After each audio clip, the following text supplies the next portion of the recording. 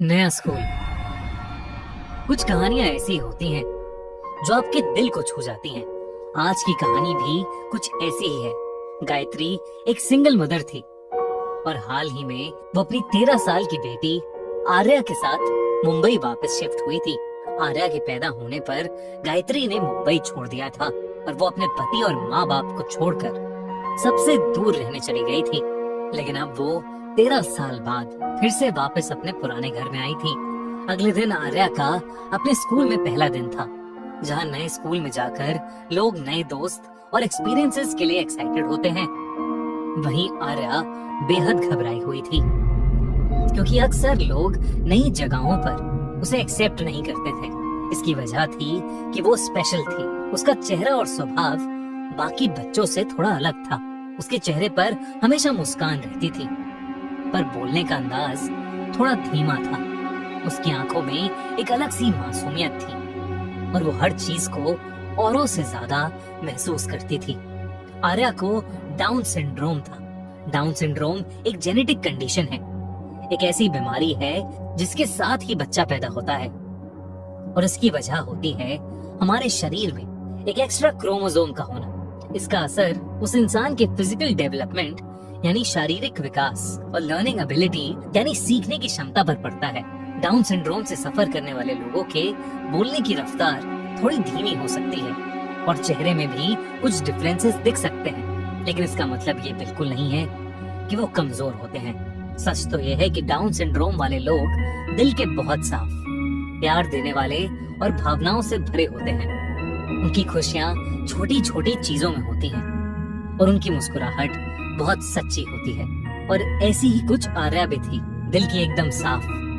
पर नए स्कूल में आर्या का पहला दिन अच्छा नहीं जा रहा था। सब बच्चे उसे अजीब तरीके से देख रहे थे। जब ड्राइंग की क्लास शुरू हुई तो क्लास में टीचर ने उसे स्केचबुक निकालने को बोला और उसके चेक करने पर उसे अपनी स्केचबुक अपने बैग में मिली ही नहीं।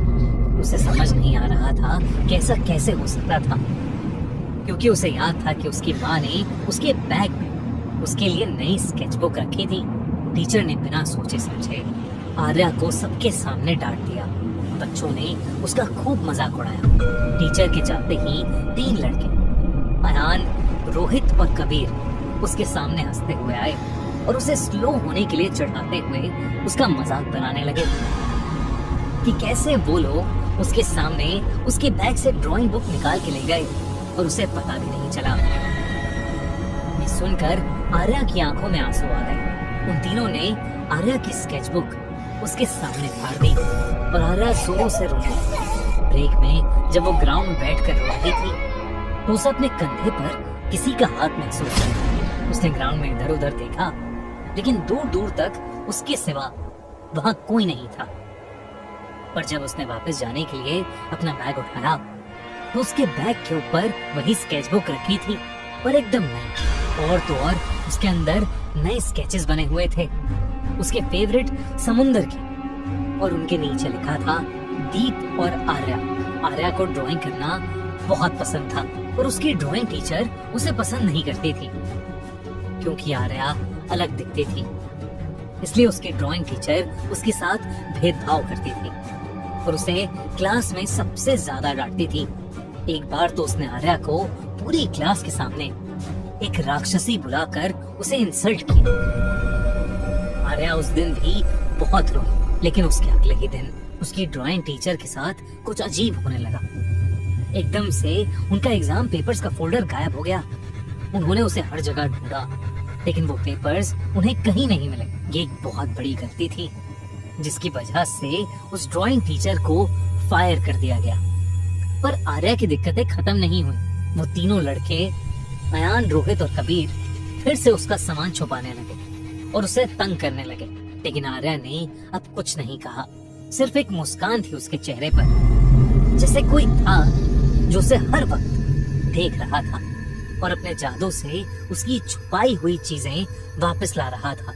एक दिन स्कूल के आखिरी पीरियड में उन तीनों लड़कों ने आर्या को एक छोटे से स्टोर रूम में बंद कर दिया। उस स्टोर रूम में सिर्फ अंधेरा था और कोई भी खिड़की नहीं थी।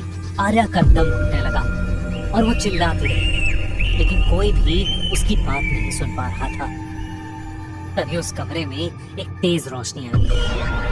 तब आर्या को दिखा कि करीबन उसके जितने बड़े लड़के का साया वहां खड़ा है।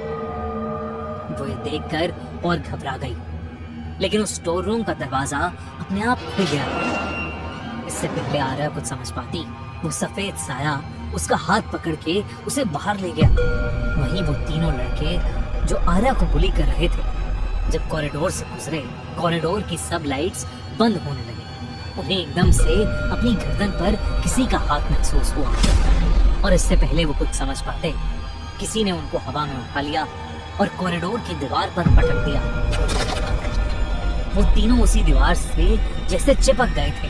वो लोग डर के मारे चिल्लाने लगे और मदद मांगने लगे, और तभी उनके सामने एक सफेद परछाई आ गई, जिसकी शक्ल बिल्कुल आर्या जैसी ही थी, और आंखें एकदम खाली थी, और शरीर पर कई घाव थे। उस सफेद परछाई ने उनका दम घोटना शुरू कर दिया। उस साए ने उनसे कहा कि आर्या भी ऐसे ही तड़प रही थी। इस पर उन तीनों लड़कों का रोना निकल गया, और वो आर्या को परेशान करने के लिए उस साए से माफी मांगने लगे। और तभी उस साए ने उन्हें जमीन पर गिरा दिया, और वो वहां से गायब हो गए। वो तीनों भागकर घर चले गए, लेकिन उस साए ने उनका पीछा नहीं छोड़ा। वो साया उन्हें पूरी रात उनके घर के हर कोने में दिखता रहा। अगली सुबह उन तीनों को तेज बुखार हो गया, और वो बस एक ही चीज बड़बड़ा रहे थे कि आर्या उन्हें माफ कर दे और वो उसे कभी नहीं परेशान करेगी। उन लड़कों के पेरेंट्स ने आर्या पर शक करते हुए स्कूल की प्रिंसिपल से सारी बात शेयर की। प्रिंसिपल ने फिर सीसीटीवी चेक किया। फुटेज में आर्या कभी अकेली थी ही नहीं, हमेशा एक धुंधला सा साया उसके पीछे दिखता। आर्या की माँ गायत्री को स्कूल बुलाया गया। उसने आर्या से सब पूछा, और आर्या ने बताया कि वो दीप है, उसका साया वाला दोस्त जो हमेशा उसके साथ रहता है। दीप का नाम सुनते ही गायत्री का चेहरा सफेद पड़ गया, और वो चाहकर भी अपने आंसू नहीं रोक पाई। उसने प्रिंसिपल को देखा और बताया कि वो साया, वो आत्मा आर्या के जुड़वा भाई दीप की है। दीप और आर्या दोनों ट्विंस पैदा हुए थे, और दोनों को ही डाउन सिंड्रोम था। जहां गायत्री ने इसे भगवान की मर्जी समझकर उन्हें खूब सारा प्यार दिया, वहीं गायत्री के हस्बैंड ने उन बच्चों को कभी एक्सेप्ट नहीं किया।